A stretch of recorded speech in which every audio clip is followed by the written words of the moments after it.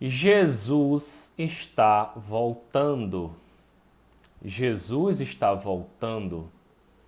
Jesus irá voltar. Quantas vezes você já ouviu essa frase na sua vida? Quantas vezes já lhe falaram ou você já viu escrito em algum lugar: Jesus está voltando? Mas você não acha que está demorando essa volta? Hoje é dia 27 de janeiro e hoje nós vamos meditar no capítulo 25 do Evangelho de Mateus, que continua falando do fim dos tempos e da volta de Jesus. Mas antes, nós vamos voltar no finalzinho do capítulo 24, que tem uma parábola. Por que eu deixei essa parábola para falar agora? Porque o capítulo 25 traz mais duas parábolas, que juntando com essa do final do capítulo 24, formam três parábolas. E essas três parábolas falam da mesma coisa, da volta de Jesus e do fim dos tempos. O capítulo passado, o capítulo 24, nós já falamos sobre o fim dos tempos e sobre os sinais do fim dos tempos. Mas Jesus disse, olha, tem esses sinais. Tem o início das dores, terá a grande tribulação, mas o dia e a hora ninguém sabe. Não sabemos. Mas voltando ao começo dessa conversa, Jesus está voltando. Você não concorda comigo que está demorando a Jesus voltar? Eu não sei há quanto tempo você escuta Jesus está voltando. Mas às vezes pode bater a sensação de que está demorando. Já tem... Os meus pais, de repente, já ouviam essa história. Os meus avós. Eu posso pensar que está demorando a Jesus voltar. E o próprio Jesus, sendo Deus, já sabia que nós iríamos pensar que está demorando a sua volta. Ou que os seus discípulos pensariam ou teriam a impressão de que está demorando. Às vezes bate a dor, será que ele vai voltar mesmo? Foi o próprio Jesus quem disse e deixou escrito na palavra de Deus e nas escrituras sagradas que ele voltará um dia em glória, em poder, para julgar os povos da terra no final dos tempos. E essas parábolas, elas trazem três histórias e algumas exortações dizendo que ainda que nós pensemos que vai demorar, sim, ele vai voltar. E como ele vai fazer quando voltar? Então vamos às três parábolas. A primeira delas está no capítulo 24, no finalzinho do capítulo 24, quando Jesus termina de falar sobre o fim dos tempos e sobre como ele virá. E essa primeira parábola, ela está em Mateus 24, do versículo 45 até o 51. E essa história, essa parábola, diz assim: um senhor confiou ao seu servo, para que o seu servo cuidasse e alimentasse os seus empregados. Esse senhor é como se ele pegasse um administrador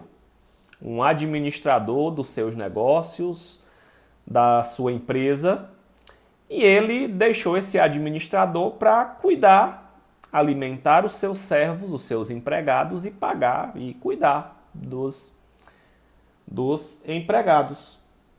Para dar sustento aos empregados. Para dar sustento, ele teria que cuidar deles, pagar o salário, fazer uma boa administração.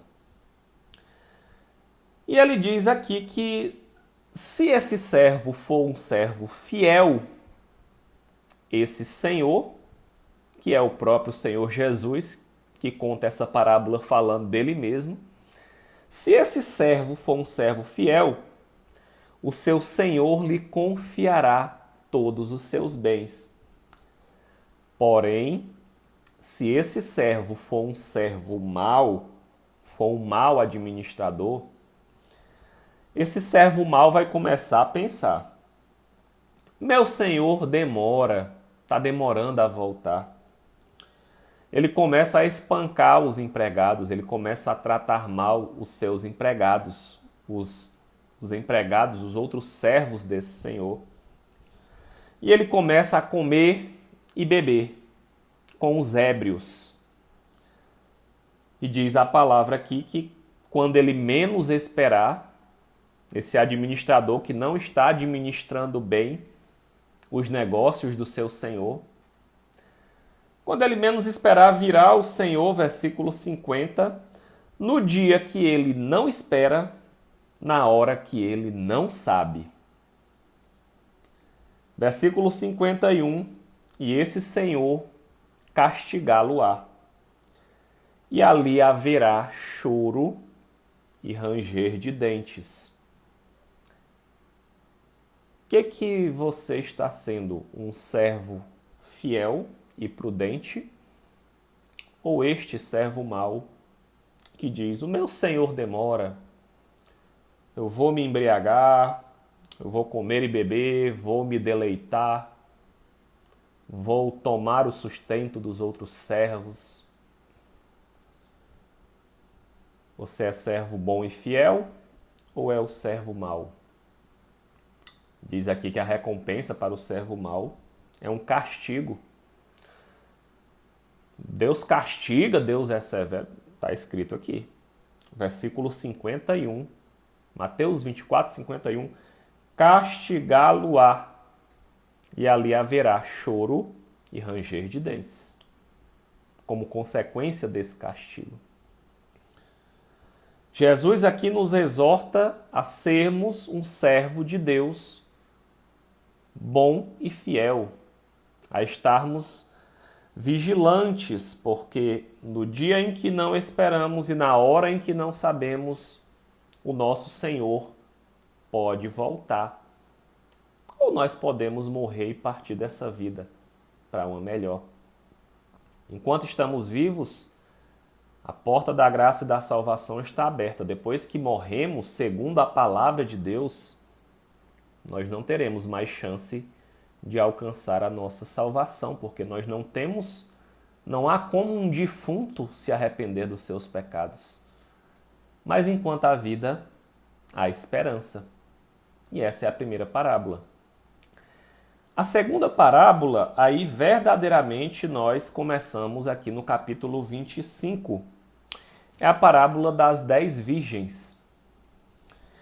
Conta essa parábola que tinham 10 virgens que pegaram a sua lâmpada e saíram a encontrar com o seu noivo. A lâmpada aqui, nos tempos antigos, essa história tem pelo menos 2000 anos, a lâmpada aqui é como se fosse uma lamparina. Eu ainda peguei no interior dos meus avós a lamparina que a gente acendia a querosene. Mas em tempos mais antigos, essa lâmpada, esse lampião, ele era acendido com óleo, com azeite. E diz aqui que 10 virgens saíram com a sua lâmpada, com a sua lamparina, a encontrar-se com o seu noivo, para um casamento, para as bodas. Só que diz aqui que 5 delas eram nécias e 5 eram prudentes. Nécia significa sem conhecimento, sem discernimento, ignorante. 5 não tinham discernimento, 5 eram ignorantes, mas 5 eram prudentes. Eis que as 5 nécias pegaram as suas lâmpadas e levaram sem azeite. Mas as 5 prudentes pegaram a lâmpada e, além de levar a lâmpada, elas levaram azeite nas vasilhas, elas foram mais prudentes. O azeite, comparado aqui à unção de Deus, à presença de Deus, a presença do Espírito Santo em toda a Bíblia. Então essas cinco noivas, essas 5 virgens prudentes, elas carregavam esse azeite, elas carregavam a presença de Deus, elas carregavam o Espírito, elas caminhavam com Deus. E diz aqui que tardando o noivo, ou seja, o noivo, e esse noivo é o próprio Jesus. Apocalipse fala do casamento do noivo, que é Jesus, do casamento do Cordeiro, que é o Cordeiro Jesus, com a noiva, que é a sua igreja. E na igreja existem pessoas prudentes e pessoas nécias, sem conhecimento, sem discernimento, ignorantes. E não sou eu que estou falando, é a parábola que está dizendo que das virgens que irão casar com o noivo, 5 delas não carregavam o azeite. Tardando o noivo, elas tiveram sono e adormeceram. Quando foi meia-noite, eis o noivo, alguém gritou. O noivo chegou. As virgens nécias disseram às prudentes: dá-nos o azeite, a nossa lâmpada está se apagando. A chama do Espírito, a presença de Deus estava se apagando e o noivo estava voltando. E as nécias disseram: dá-nos o azeite. Só que já era tarde demais. O noivo já tinha chegado. E as prudentes falaram: não, para que não falte a nós e a vós. As prudentes disseram: nós não podemos mais te ajudar, porque agora o noivo já chegou.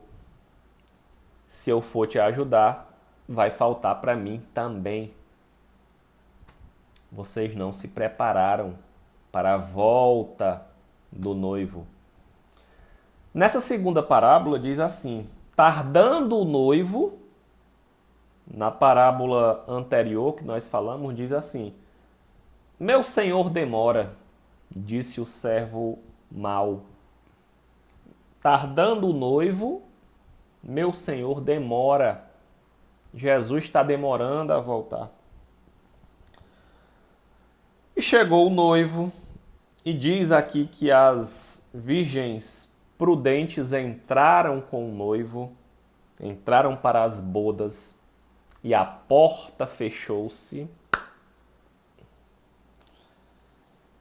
E quando chegaram as virgens nécias, diz aqui no versículo 12, que o noivo falou para elas: não vos conheço.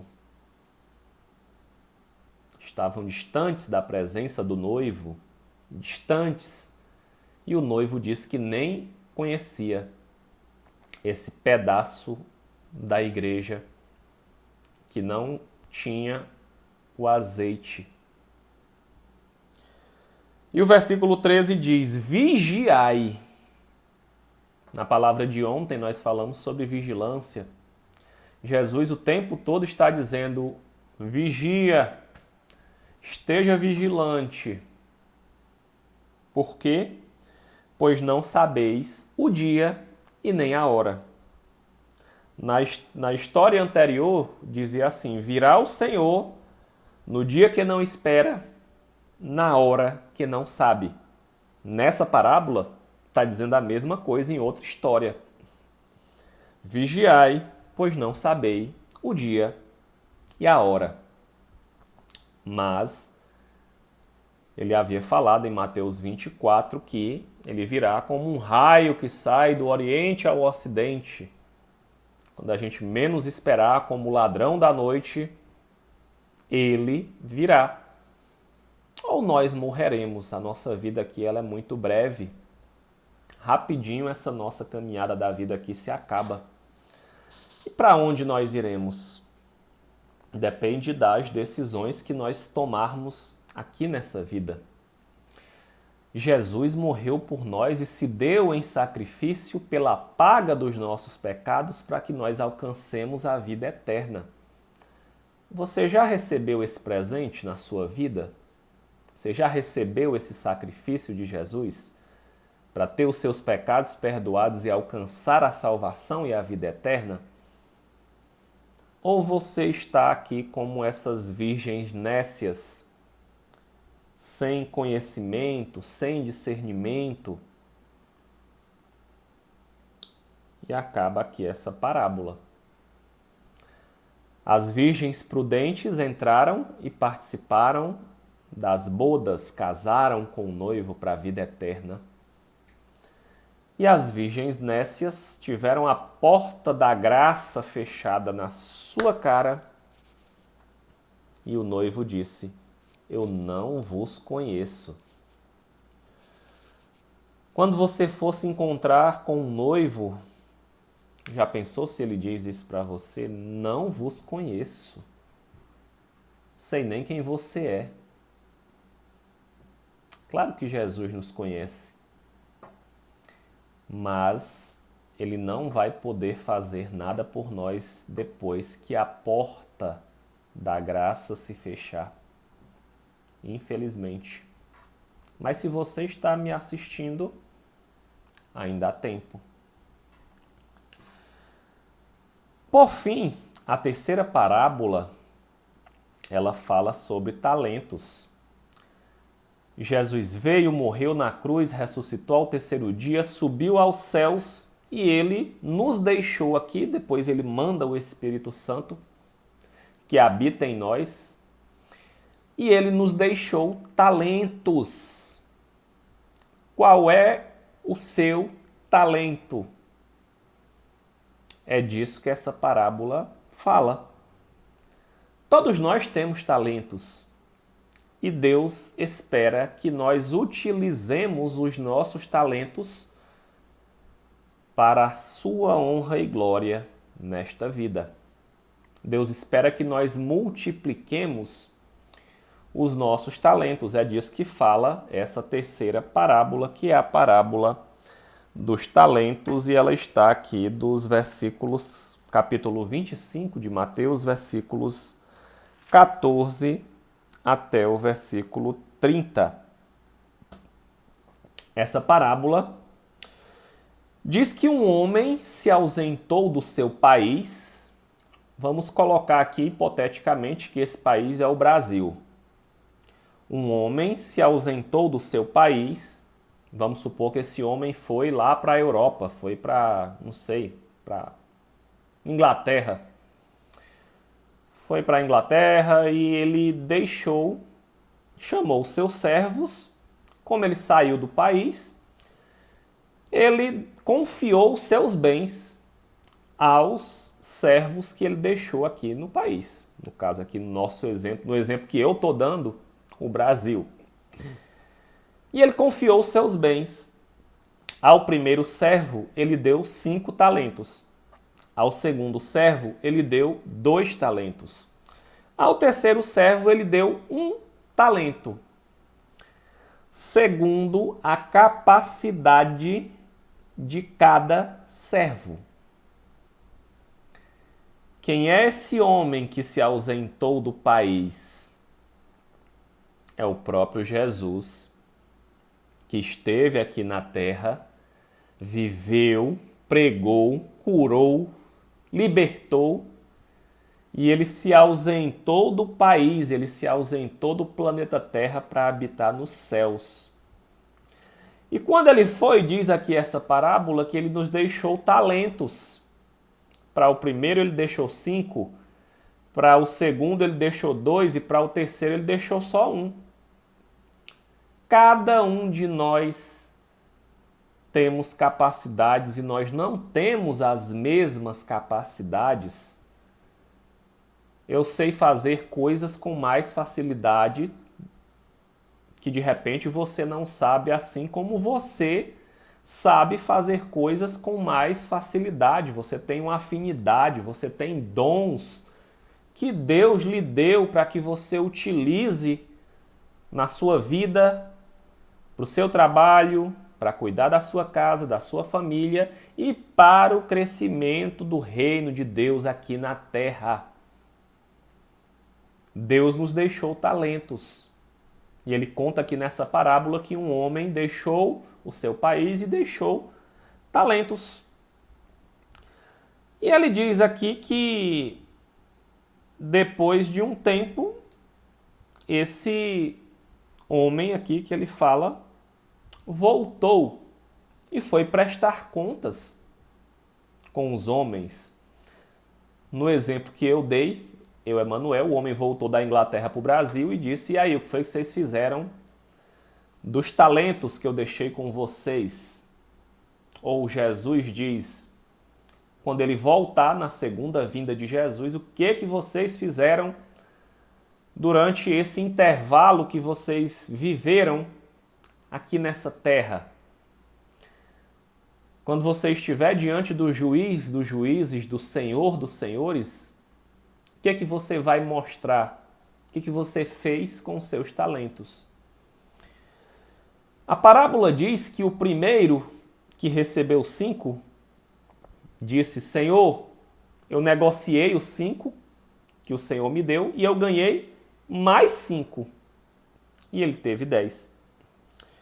E o Senhor disse: servo bom e fiel. O segundo, que ganhou 2, também ganhou mais 2. Multiplicou os seus talentos. E o Senhor disse: servo bom e fiel. E o terceiro, que tinha a quem foi dado 1 talento, diz a palavra aqui que ele escondeu o dinheiro. E ele falou aqui no versículo 24: chegando por fim o que recebeu 1 talento, disse: Senhor, sabendo que és homem severo, que ceifas onde não semeaste, escondi na terra o talento, eis aqui o talento. E o que foi que o Senhor disse? Servo mau e negligente. Cumpria que entregaste o meu dinheiro aos banqueiros, para que ao voltar receberia com juros o que é meu. Tirai, pois, o talento e dai ao que tem 10.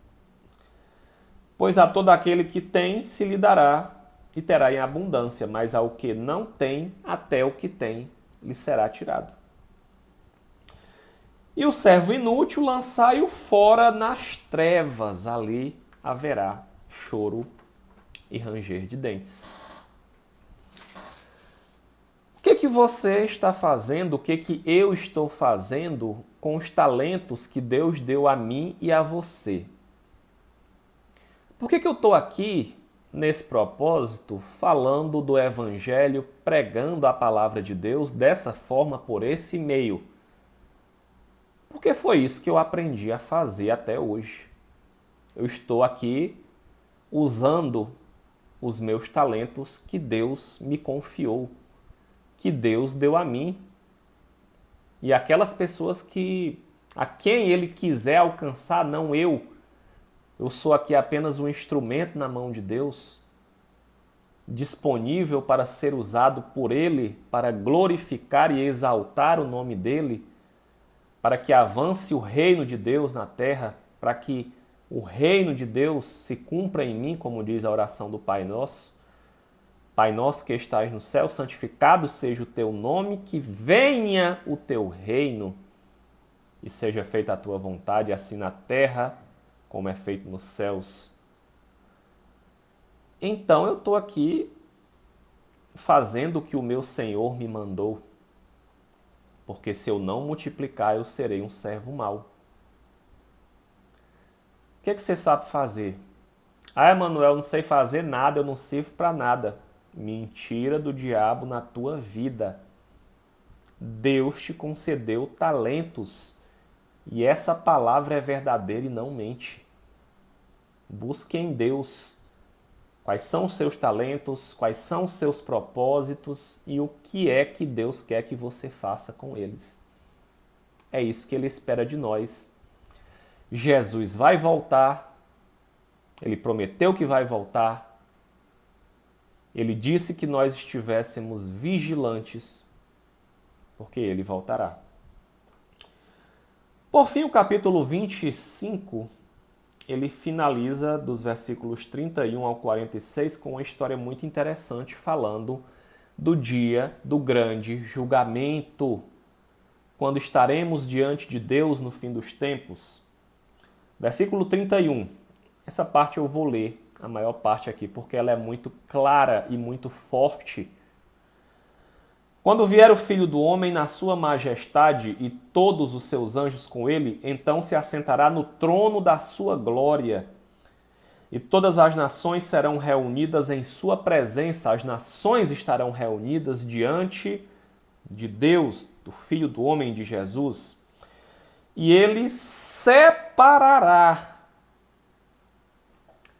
Ah não, todos os caminhos levam a Deus. Ah não, todo mundo é filho de Deus. Ei, a palavra está dizendo aqui, palavra de Deus, que no fim dos tempos ele vai separar o quê?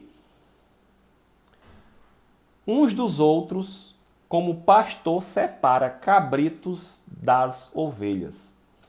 E porá as ovelhas à sua direita, mas os cabritos à sua esquerda. Ele vai separar as ovelhas dos cabritos. Então dirá o rei aos que estiverem à sua direita: Vinde, benditos de meu Pai, entrai na posse do reino que vos está preparado desde a fundação do mundo. Jesus disse: Na casa do meu Pai há muitas moradas. Venha, entra nesse reino, benditos de meu Pai, toma posse desse reino. Porque eu tive fome e me deste de comer. Que Jesus começa a falar de algumas obras que os seus filhos aqui na terra devem fazer, porque haverá um dia em que nós iremos prestar conta do que fizemos com os nossos talentos. Porque eu tive fome e me deste de comer, tive sede e me deste de beber. Era forasteiro e me hospedaste, estava nu e me vestiste, enfermo e me visitaste, preso e foste ver-me.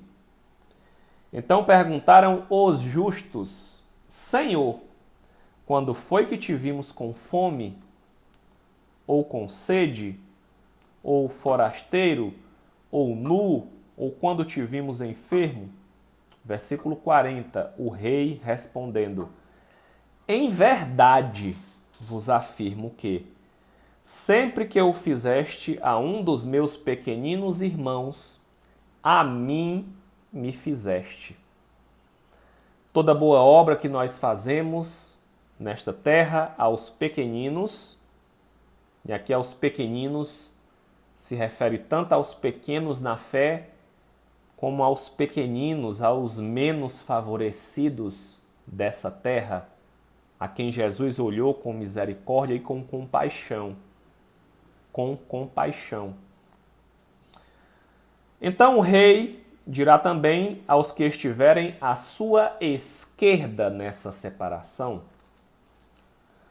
Apartai-vos de mim, olha os da esquerda, apartai-vos de mim, malditos. E os outros da direita, eles são benditos de meu Pai, mas os da esquerda são malditos. Apartai-vos de mim, malditos, para o fogo eterno, preparado para o diabo e os seus anjos, os anjos caídos. O inferno de fogo foi preparado para o diabo e para os seus anjos. Mas quem agir como o diabo e os seus anjos, que se rebelaram contra Deus, vai acabar indo para o mesmo lugar e tendo o mesmo destino na eternidade. Porque tive fome e não me deste de comer, tive sede e não me deste de beber, sendo forasteiro não me hospedaste, estando nu não me vestiste, achando enfermo e preso, não fostes ver-me. E eles lhe perguntarão: Senhor, quando foi que tudo isso aconteceu? Em verdade lhes digo, sempre que deixastes de fazer isso aos meus pequeninos, a mim deixastes de fazer.